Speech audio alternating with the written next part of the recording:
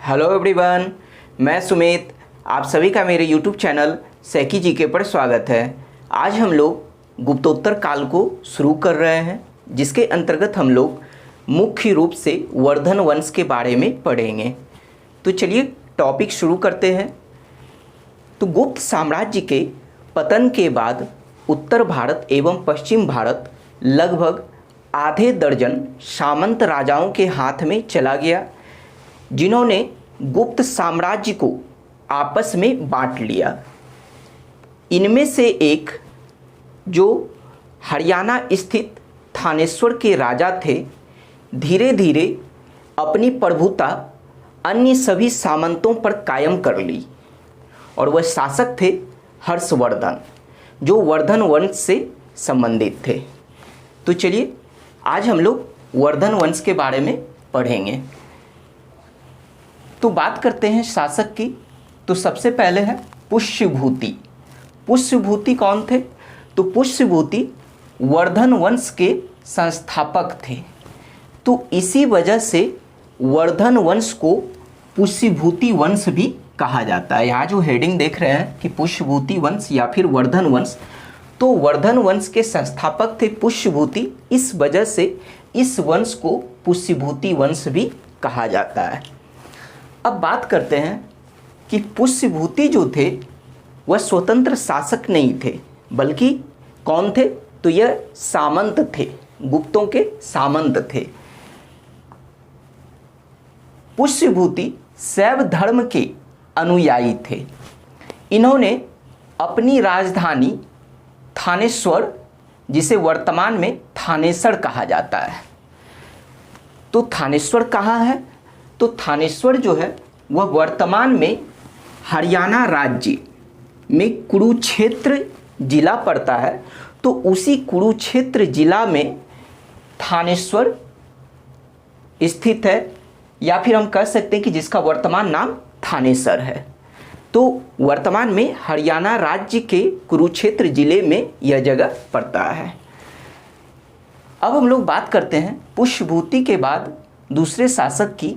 वह है प्रभाकर वर्धन, जिन्होंने लगभग 580 ईस्वी से 605 ईस्वी तक शासन किया। तो प्रभाकर वर्धन इस वंश के अर्थात वर्धन वंश के प्रथम स्वतंत्र शासक हुए। क्यों? क्योंकि इन्होंने महाराजा धीराज परम भट्टारक जैसी उपाधि धारण किए थे। तो इस वंश के ये प्रथम स्वतंत्र शासक थे।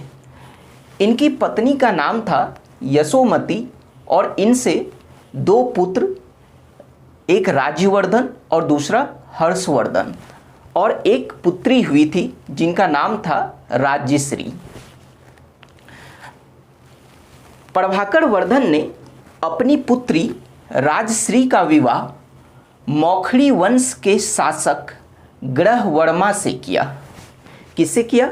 तो मौखड़ी वंश के शासक ग्रहवर्मा से किया था अपनी पुत्री राजश्री का विवाह। तो जब बात मौखड़ी वंश की आई, तो चलिए हम लोग मौखड़ी वंश के बारे में कुछ इम्पोर्टेंट बात को जान लेते हैं। तो मौखड़ी वंश के जो शासक थे, तो वह कहाँ के रहने वाले थे? तो मौखड़ी वंश के शासक गया के निवासी थे। यानी बिहार राज्य में जो गया जिला पड़ता है, तो यही गया के ये लोग रहने वाले थे। इन लोगों ने अपनी राजधानी कन्नौज कहाँ पड़ता है? तो उत्तर प्रदेश में गंगा यमुना दोआब का यह क्षेत्र है। यह जो ब्लू वाला लाइन है यह गंगा है, और यह जो ब्लू वाला लाइन है यह है यमुना। तो गंगा यमुना के दोआब में यह कन्नौज क्षेत्र पड़ता है उत्तर प्रदेश में। तो इन लोगों ने क्या किया कि मौखड़ी वंश के शासक, जो कि मूल रूप से गया के निवासी थे, बट इन्होंने कन्नौज को अपनी राजधानी बनाया। इनके बारे में हम लोग देखते हैं कि इस वंश के जो संस्थापक थे वह थे हरिवर्मा। तो इससे पहले हम लोग बात करते हैं कि मौखड़ी वंश के शासक भी यह किसके सामंत थे? तो यह गुप्त के सामंत थे। ठीक है, गुप्त के सामंत थे। तो इस वंश के संस्थापक हरिवर्मा जो 510 ईस्वी में इस वंश की स्थापना की। लेकिन 510 ईस्वी में यह वंश उतना शक्तिशाली नहीं था, लेकिन जैसे ही 550 ईस्वी में गुप्त वंश का अंत हुआ, तब 550 ईस्वी के आसपास यह वंश जो है अत्यंत शक्तिशाली हो गया था। तो इस वंश के संस्थापक कौन थे? हरिवर्मा, जिन्होंने अपनी राजधानी कन्नौज को बनाई थी। तो अब यहाँ पर एक बात है कि मौखरी वंश के जो भी शासक हैं, तो किसी किताब में आपको वर्मा भी लिखा हुआ रहेगा, जैसे हरिवर्मा, आदित्य वर्मा। तो कुछ किताब में आपको वर्मन भी लिखा हुआ रहेगा, हरिवर्मन, आदित्य वर्मन, ईश्वर वर्मन।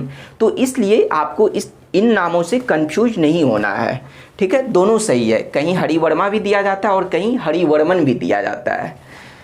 तो अब बात करते हैं कि इनके संस्थापक कौन थे। हरिवर्मा, इस वंश की स्थापना कब की गई थी? 510 ईस्वी में।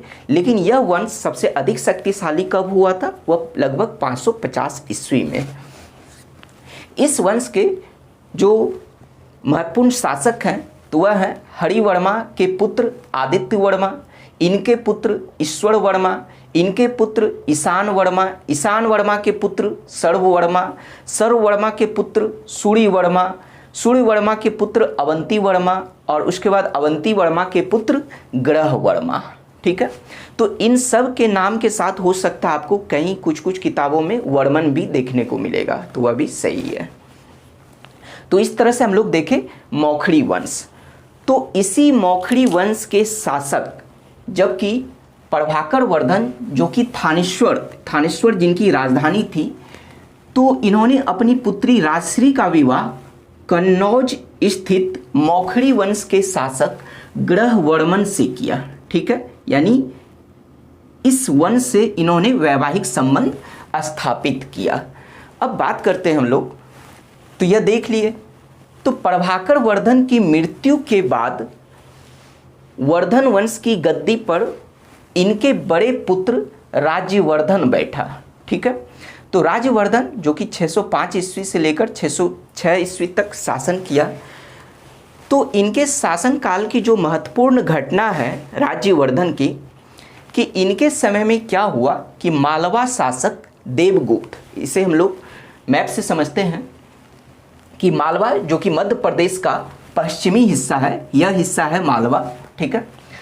तो मालवा के शासक थे देवगुप्त। तो देवगुप्त ने क्या किया कि वह कन्नौज पर आक्रमण किया, ठीक है। मालवा के शासक देवगुप्त कन्नौज पर आक्रमण किया, और कन्नौज के उस समय शासक कौन थे? तो ग्रह वर्मा, जो राजश्री के पति थे। तो ग्रह वर्मा की क्या किया? वह देवगुप्त ने हत्या कर दिया, और हत्या करके उनकी पत्नी राजश्री को कैद कर लिया और कारागार में डाल दिया। तो इसके बाद फिर क्या हुआ? इस घटना के बाद राज्यवर्धन ने मालवा पर, राज्यवर्धन जो कि थानेश्वर के गद्दी पर बैठे थे, तो इन्होंने क्या किया कि अपनी बहन को बचाने के लिए मालवा पर आक्रमण किया, ठीक है। मालवा पर आक्रमण किया और देवगुप्त की हत्या कर दिया। लेकिन क्या हुआ कि जब यह वापस लौट रहे थे थानेश्वर, तो लौटने के क्रम में मालवा शासक देवगुप्त के मित्र थे जिनका नाम था शशांक। और वह शशांक कौन थे? तो शशांक थे बंगाल के गौड़ प्रदेश के शासक थे। तो राज्यवर्धन जब जीतने के बाद जब यह वापस थानेश्वर लौट रहे थे, तो लौटने के क्रम में शशांक ने इसकी हत्या कर दिया धोखे से। तो यह शशांक कौन है? तो यह वही शशांक है जो शैव धर्म के अनुयायी थे और बोध गया के बोधि वृक्ष को कटवा दिया था। यह वही शशांक है, अर्थात बंगाल के गौड़ प्रदेश के ये शासक थे। यहाँ पर लिखा हुआ है कि गौड़ प्रदेश के शासक शशांक ने राज्यवर्धन की हत्या किया था धोखे से। ये कहानी आपको मैं मैप से समझाया हूँ। तो शशांक जो थे वह शैव धर्म के अनुयायी थे और इन्होंने ही बोध गया के बोधि वृक्ष को कटवा दिया था। तो राजवर्धन की मृत्यु के बाद इस विकट परिस्थिति में थानेश्वर की गद्दी पर मात्र 16 साल की उम्र में हर्षवर्धन गद्दी पर बैठा। ठीक है, थानेश्वर की गद्दी पर, जिनका शासन काल है 606 ईस्वी से 647 ईस्वी तक। तो हम लोग हर्षवर्धन के बारे में बात करते हैं कि सबसे पहले जो कि इस वंश का सबसे प्रमुख शासक था। तो हर्षवर्धन के बारे में जो हमें जानकारी कहाँ से मिलती है, हर्षवर्धन के इतिहास के बारे में हमें जानकारी कहाँ से मिलती है, तो इनके इतिहास के बारे में जो मुख्य स्रोत है, मुख्य साक्ष्य है, वह है इनके दरबारी कवि बाणभट्ट द्वारा रचित हर्षचरित से हमें इनके इतिहास के बारे में जो है जानकारी मिलती है, वो मुख्य रूप से। लेकिन इनके बारे में हमें अन्य जानकारी कुछ अन्य ग्रंथों से भी मिलती है, जैसे कलहन द्वारा रचित राजतरंगिणी से भी हमें इनके बारे में कुछ कुछ जानकारी मिलती है। फिर है पुलकेशिन द्वितीय, जो चालुक्य वंश के शासक थे। पुलकेशिन द्वितीय के ऐहोल अभिलेख या ऐहोल प्रशस्ति भी बोला जाता है, तो ऐहोल अभिलेख से भी हमें हर्षवर्धन के बारे में जानकारी मिलती है। फिर इसके अलावा कुछ चीनी स्रोत से भी हमें जानकारी मिलती है और ह्वेनसांग के विवरण से भी हमें हर्षवर्धन के बारे में जानकारी मिलती है। ठीक है, तो अब बात करते हैं कि जब हर्षवर्धन थानेश्वर की गद्दी पर बैठा तो तब क्या हुआ कि इसने अपने बहन को कैद से मुक्त करवाया। ठीक है, यानी थानेश्वर से वह यहाँ आया और अपने बहन को कैद से मुक्त किया, और मुक्त करवाकर इन्होंने अपने बहन के अनुरोध पर, अपनी बहन राजश्री के कहने पर, इसने अपनी राजधानी थानेश्वर से स्थानांतरित कर कन्नौज ले गया। यानी हर्षवर्धन ने अपनी राजधानी कहाँ बनाया, तो वह कन्नौज को बनाया। ठीक है, तो अगर आपसे यह पूछा जाता है कि हर्षवर्धन की राजधानी कहाँ थी, तो वह होगा कन्नौज। जबकि इनसे पहले जो भी शासक थे उन लोगों की राजधानी कहाँ थी, तो हरियाणा स्थित थानेश्वर, जिनका वर्तमान नाम है थानेसर।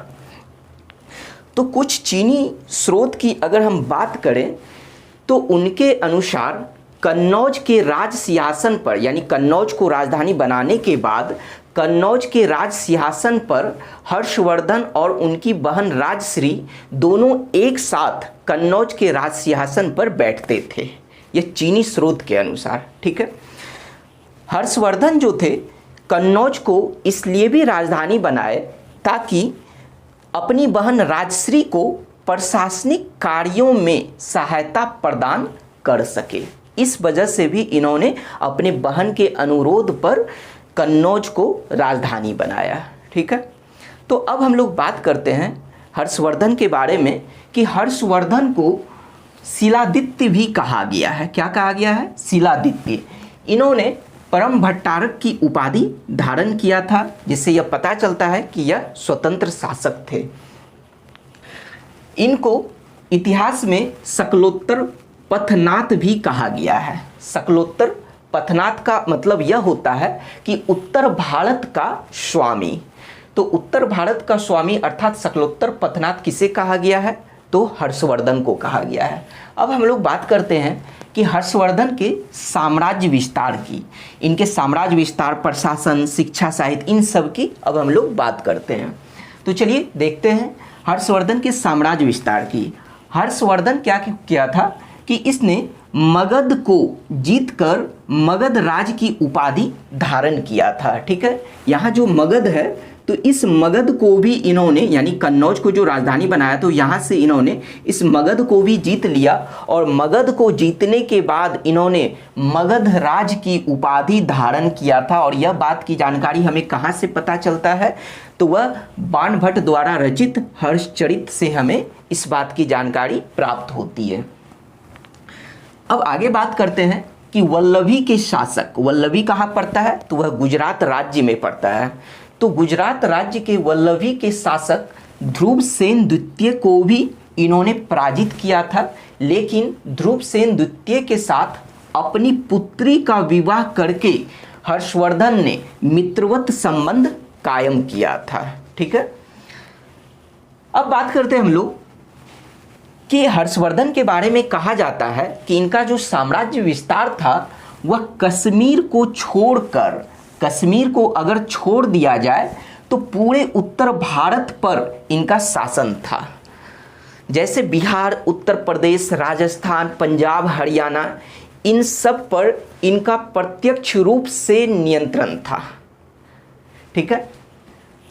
फिर क्या हुआ कि पूर्वी भारत अर्थात बंगाल की ओर की बात करें तो पूर्वी भारत में इन्हें गौड़ प्रदेश के शासक शशांक से मुकाबला करना पड़ा।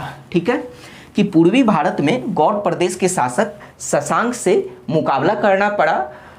और फिर क्या हुआ कि 619 ईस्वी में शशांक की मृत्यु के बाद गौड़ प्रदेश पर इसने नियंत्रण कर लिया, और गौड़ प्रदेश पर नियंत्रण करने के बाद क्या हुआ, यह मुकाबला समाप्त हो गया। ठीक है।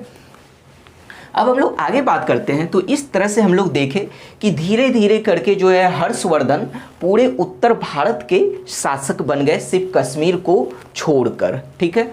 उत्तर भारत पर शासन करने के बाद जो है इन्होंने अपना अभियान दक्षिण भारत की ओर किया। क्यों?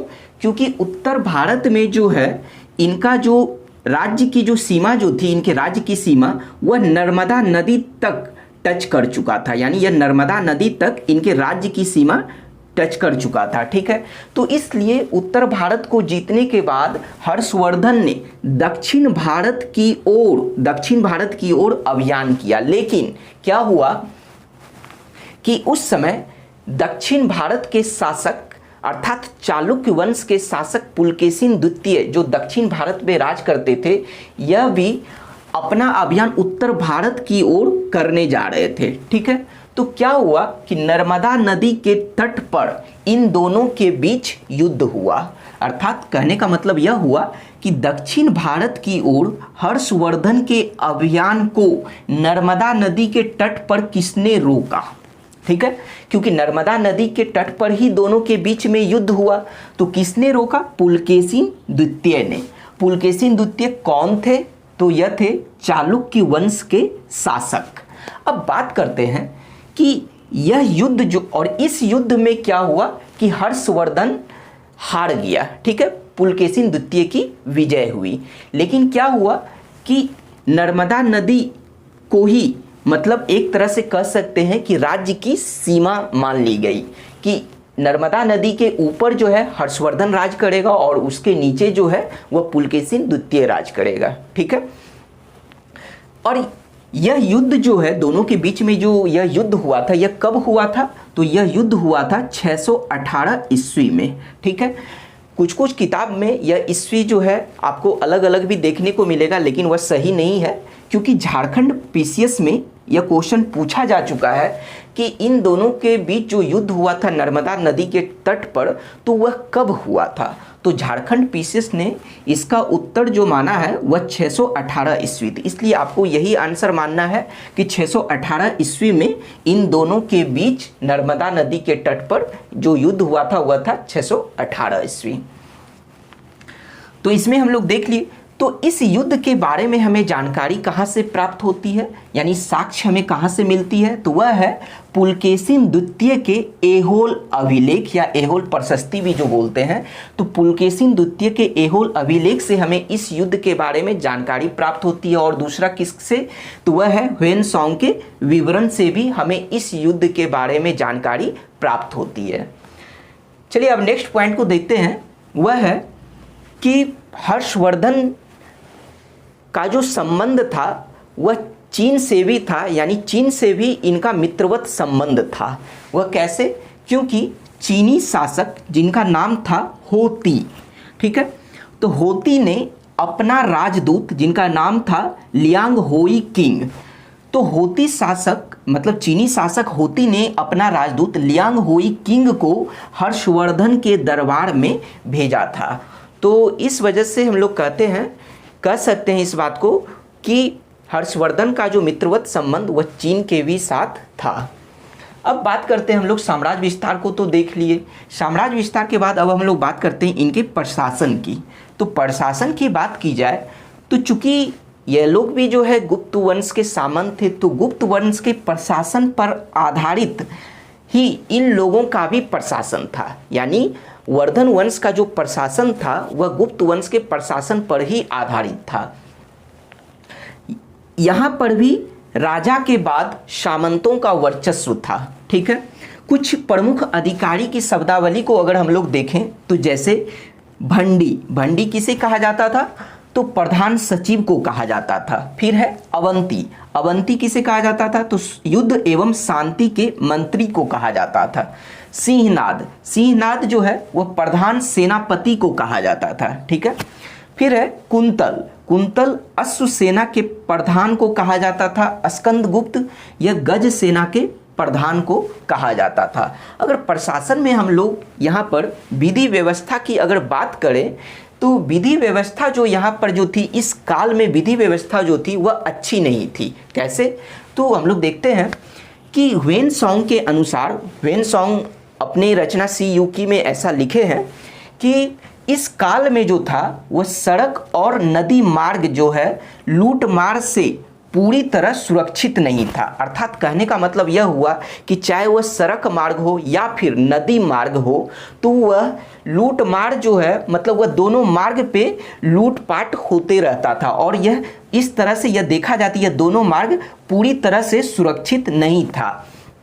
ह्वेन-सॉन्ग अपने रचना में कह चुके हैं कि अपने समय में यानी जब वह भारत आए थे तो उनको भी जो है मतलब कि यह लूटपाट का सामना कई बार करना पड़ा था। ठीक है, तो इस वजह से इस काल में विधि व्यवस्था उतनी अच्छी नहीं थी। दूसरी बात हम लोग बात करते हैं कि उस समय जो है अपराध अथवा निर्दोष सिद्ध करने के लिए जो है क्या नियम था? तो अपराध अथवा निर्दोष सिद्ध करने के लिए अग्नि, जल वो विष द्वारा दिव्य परीक्षाएं ली जाती थी। ठीक है, क्या ली जाती, किनके किनके द्वारा दिव्य परीक्षाएं ली जाती थी? अग्नि, जल वो विष के द्वारा दिव्य परीक्षाएं ली जाती थी। प्रशासन के बाद अब हम लोग बात करते हैं शिक्षा एवं साहित्य की। तो उस काल में शिक्षा का जो महत्वपूर्ण केंद्र था वह था वल्लभी एवं नालंदा, जो शिक्षा के महत्वपूर्ण केंद्र थे। अब हम लोग बात करते हैं शिक्षा एवं साहित्य में। तो हर्षवर्धन के दरबारी कवि थे जिनका नाम था बाणभट्ट। बाणभट्ट के द्वारा जो रचना की गई है, तो इनके द्वारा जिन जिन ग्रंथों की रचना की गई वह ग्रंथ कौन कौन से हैं? तो वह है हर्षचरित, कादम्बरी एवं पार्वती परिणय। तो इन तीनों के रचयिता कौन थे? तो बाणभट्ट थे।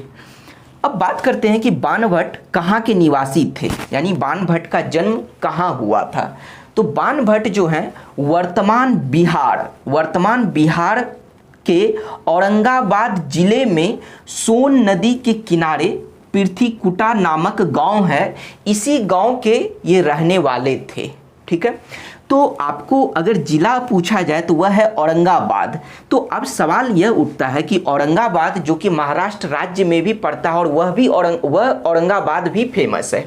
ठीक है, तो आपको यह ध्यान देना है कि बाणभट्ट जो रहने वाले थे वह बिहार राज्य के औरंगाबाद के रहने वाले थे, ना कि महाराष्ट्र राज्य के औरंगाबाद। ठीक है, इस बात को आपको ध्यान देना है। अब बात करते हैं शिक्षा एवं साहित्य में कि हर्षवर्धन खुद बहुत बड़े विद्वान थे। हर्षवर्धन की जो रचना है, कहने का मतलब यह हुआ कि इन्होंने खुद भी कुछ ग्रंथों की रचना किए थे, जैसे पीड़दर्शिका, रत्नावली एवं नागानंद। ठीक है, इन तीनों ग्रंथों की रचना किसने किया था? तो वह हर्षवर्धन ने किया था। लेकिन ऐसा कहा जाता है, इतिहास में ऐसा कहा जाता है कि धावक नामक कवि ने, नाम क्या था? कवि का क्या नाम था? धावक। तो धावक नामक कवि ने हर्षवर्धन से पुरस्कार पाकर इन तीनों ग्रंथ की रचना की थी। मतलब कुछ इतिहासकारों का मानना यह है कि इन तीनों ग्रंथों की रचना हर्षवर्धन ने नहीं की थी, बल्कि धावक नामक कवि ने हर्षवर्धन से पुरस्कार पाकर इन तीनों ग्रंथों को लिखा था। ठीक है, तो चलिए अब हम लोग नेक्स्ट बात करते हैं शिक्षा एवं साहित्य में। मयूर भट्ट नामक कवि थे जिन्होंने सूर्य शतक नामक ग्रंथ लिखे थे। ठीक है, उसके बाद हम लोग बात करते हैं शिक्षा एवं साहित्य के अंतर्गत ही ह्वेनसांग के बारे में। ठीक है, ह्वेनसांग कौन थे? तो ह्वेनसांग चीनी यात्री थे।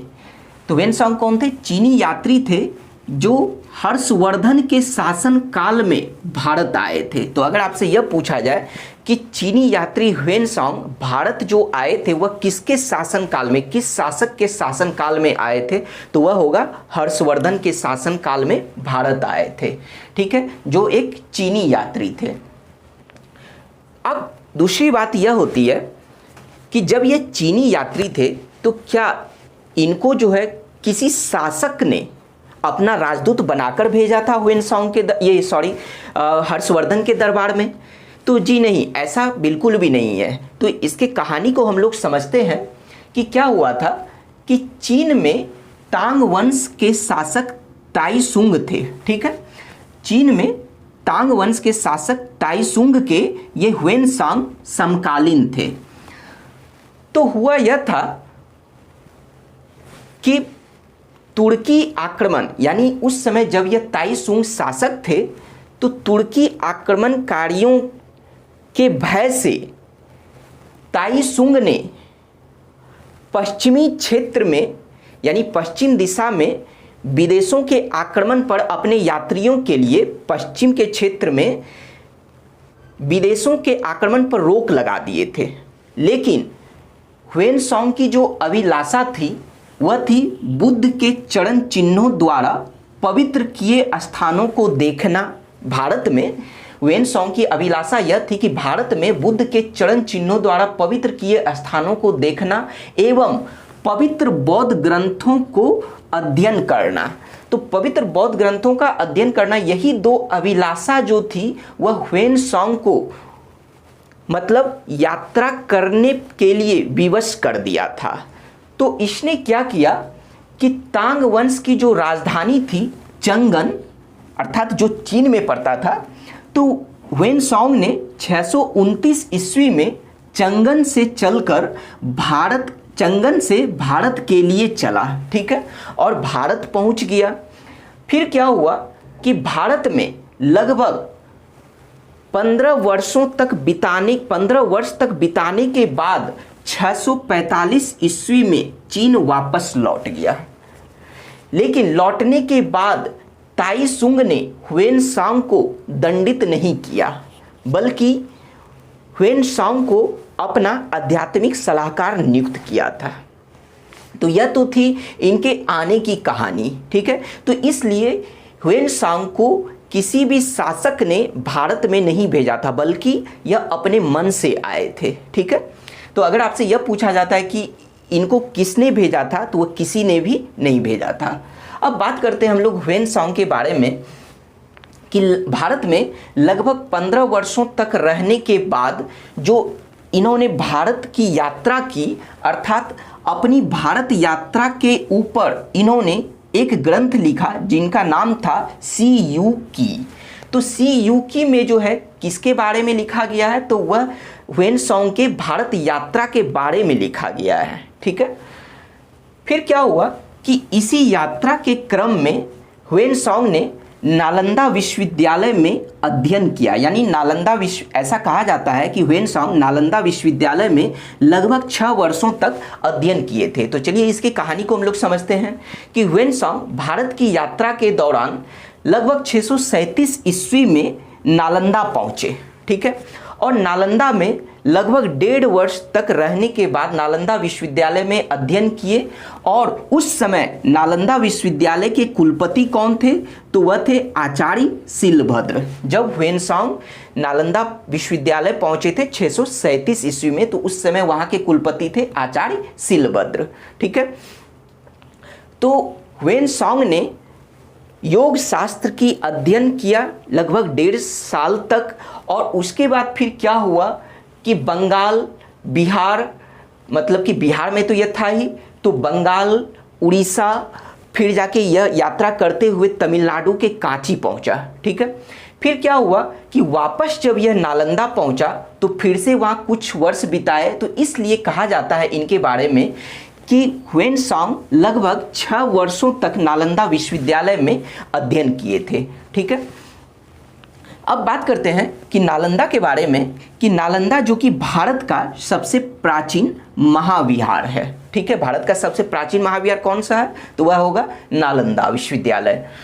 तो नालंदा विश्वविद्यालय के विनाश का कारण क्या था, तो नालंदा विश्वविद्यालय के विनाश का जो, पहले इसके विनाश को देखते हैं। तो इसका विनाश कब हुआ था, वह हुआ था 1193 ईस्वी में तुर्क मुस्लिम आक्रमणकारी ने किया था। ठीक है, इसके विनाश किसने किया था, 1193 ईस्वी में तुर्क मुस्लिम आक्रमणकारियों ने किया था, जो किसके अधीन थे, तो बख्तियार खिलजी के अधीन थे।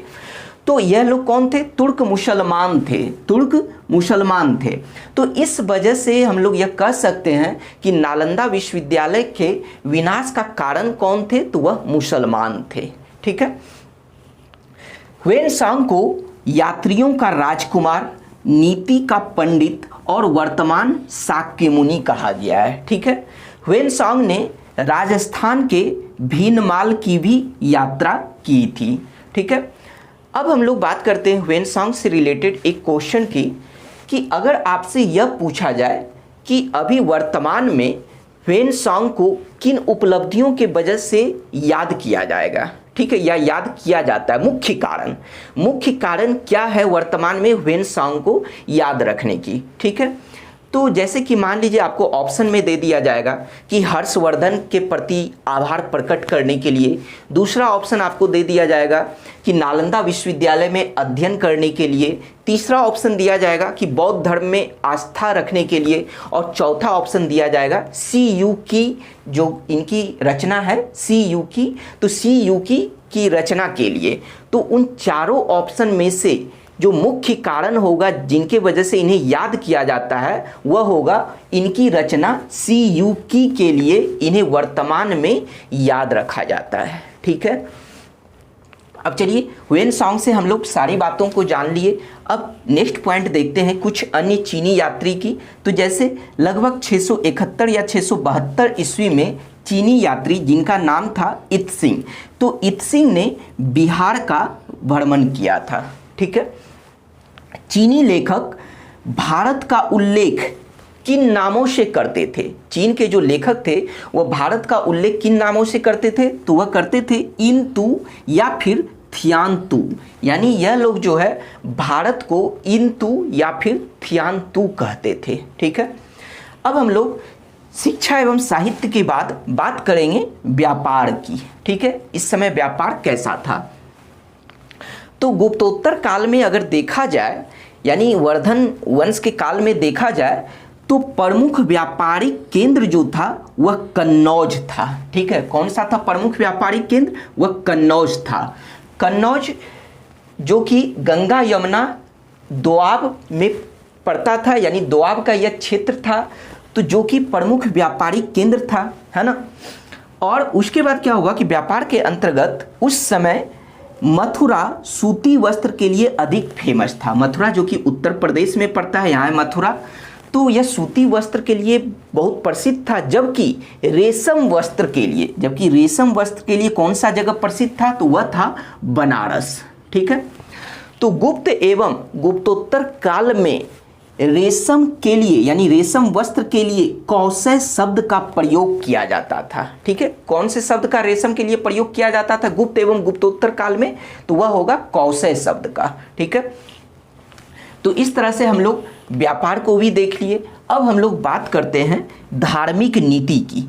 तो धार्मिक नीति की बात की जाए हर्षवर्धन के बारे में, तो हर्षवर्धन जो कि पहले शैव धर्म के अनुयायी थे, क्योंकि हम लोग इनके पूर्वज को भी देखें, जैसे पुष्यभूति जो शैव धर्म के अनुयायी थे, उसी तरह से प्रभाकर वर्धन, राजवर्धन, ये सभी के सभी शैव धर्म के अनुयायी थे।